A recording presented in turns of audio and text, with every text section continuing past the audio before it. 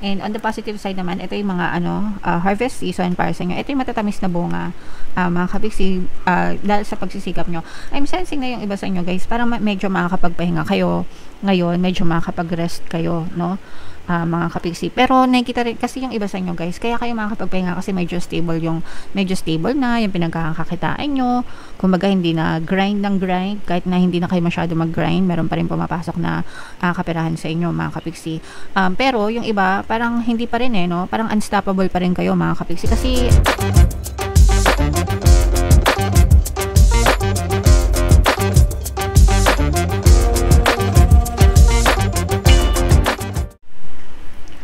hello guys, hello Leo, welcome back to Pinay Pixie Tarot. Ang pamagat ng episode natin for tonight is monthly horoscope para ngayong December para sa Leo, Sun, Moon, Rising Sign, and Venus. Sa dulo ng video guys, magkakaroon tayo ng yes or no pick o card reading. Pwede kayong magtanong ng isang tanong answerable by yes or no, tapos titingnan natin yung sagot ng tarot sa inyo. So sa dulo ng video yan guys, kaya make sure na tapusin nyo yung video hanggang sa dulo mga kapiksi. So unahin natin tong deck na to, tingnan natin yung mga angel messages para sa inyo ngayong buwan guys. So meron tayong it's up to you, meron tayong meditation brings answers guys, at saka you're ready. So yan yung mga angel messages nyo for this month ng December. So it's up to you guys, no? Listen to your intuition mga kapiksi, no? Kung mapapansin nyo yung kamay niya, no? Nakahawak sa dibdib niya. Sa buhay natin, syempre guys, tayo yung responsible sa mga decision natin, 'di ba? It's up to us yung final decision. Pero mas maiging humingi tayo ng tulong sa mga anghel gabay natin. Magdasal tayo sa kanila, sa mga spirit guides natin, and ask for help, for guidance mga kapiksi, and listen to your intuition. Yung intuition natin, yun yung pamamaraan ng mga gabay natin, no? Para gabayan tayo sa tamang landas. So, hindi tayo magkakamali kapag nakinig tayo sa ating intuition guys, okay? Pwede rin naman kayong manghingi ng mga advice, suggestion, recommendation from other people guys, but at the end of the day, kayo pa rin yung masusunod, kayo pa rin yung magde-decide para sa buhay nyo mga kapiksi. Meditation brings answers guys, no? So kapag nag-meditate kayo, or kapag naguguluhan kayo and kailangan nyong magdesisyon, no? Mag-meditate kayo guys, makakatulong yan para kumalma yung mga isipan nyo at para makapag-isip kayo ng tama mga kapiksi, para makapag-desisyon kayo ng maayos, okay? Alright, so kung hindi kayo marunong mag-meditate guys, meron tayong Tagalog guided meditation dito sa ating channel, pampawala ng stress and anxiety. Hanapin nyo na lang sa homepage guys. And you're ready, no? Handa ka na guys, handa ka na para sa last month ng 2025. Handa ka na para sa papasok na bagong taon mga kapiksi, no? Kailangan ready tayo na tanggapin yung mga blessings, yung mga pagbabago, yung mga paparating sa atin para sa bagong taon. Mga kapiksi, kailangan receptive tayo palagi, ready to receive. Kung mapapansin nyo yung kamay niya, to, kita nyo ba guys? Ayan, nakasalo, nakaganon yan guys. So pagka ganyan, tinatanggap mo, no? Handa ka na saluhin, handa ka na tanggapin.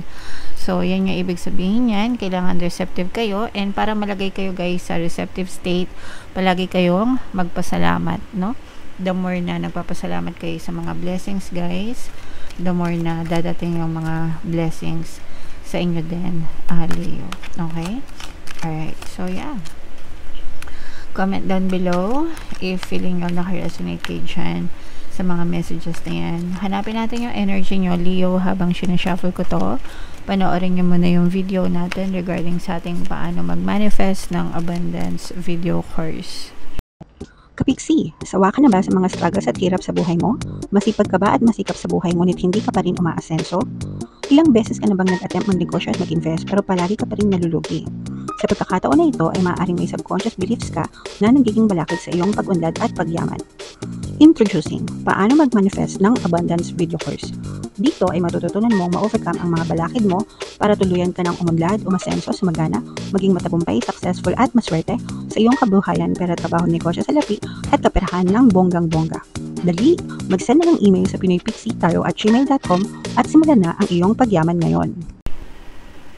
Alright, sa lahat ng gusto mag-avail ng course guys, meron tayong paano mag-manifest ng abundance video course, paano mawala ang third party, at magkaroon ng harmonious na relationship, paano pabalikin si ex-revice breakup.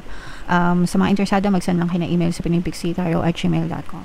And sa mga naghahanap ng pampaswerte na lucky charms or bracelet guys, sa Venturing tsaka Citrine, yung recommended ko, may makita kayong mga link sa description box guys, check out na kayo. So, Leo, kayo ay represent ng King of Wands guys. Available na yung 2026 kapalaran nyo. Nasa homepage na mga kapiksi. Punta lang kayo sa homepage. Okay? Hanapin nyo lang yung video para sa zodiac sign nyo mga kapiksi. So, ito guys,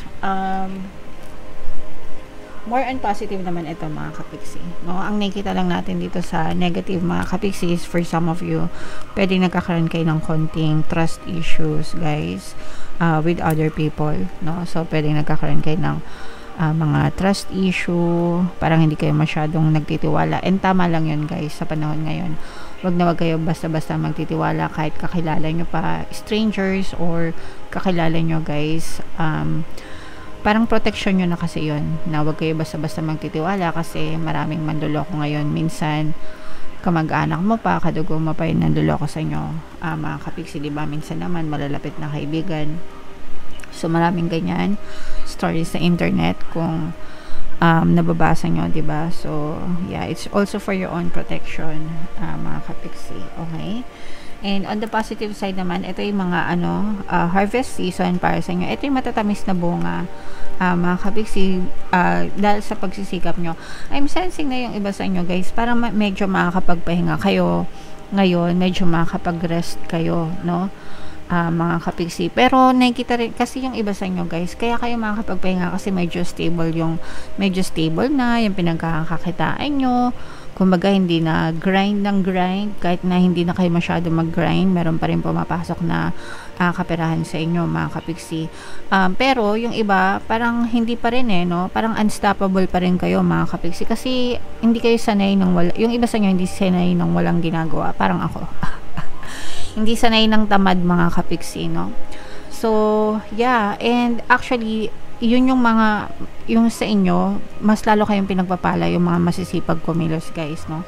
So, mas lalo kayong pinagpapala mga kapiksi dahil sa kasipagan nyo. So, pinagpapala na kayo ngayon, pero mas lalo pa kayong pagpapalain dahil sa sobrang kasipagan nyo guys, okay? So, i-main-main nyo na yan, mga matatamis na bunga na yan, mga kapiksi, yung mga kasipagan. Yung iba sa inyo, parang walang makakapigil. Lalo sa negosyo nyo guys, nararamdaman ko na parang sobrang nag-i-increase yung mga sales nyo. Lumalaki, parang nag-expand yung negosyo nyo, lumalaki yung benta nyo mga kapiksi, and sabi ko nga unstoppable, no? Parang walang makakapigil sa nyo guys. So, applicable yan sa mga kapiksi natin na mga negosyante, mga kapiksi, okay?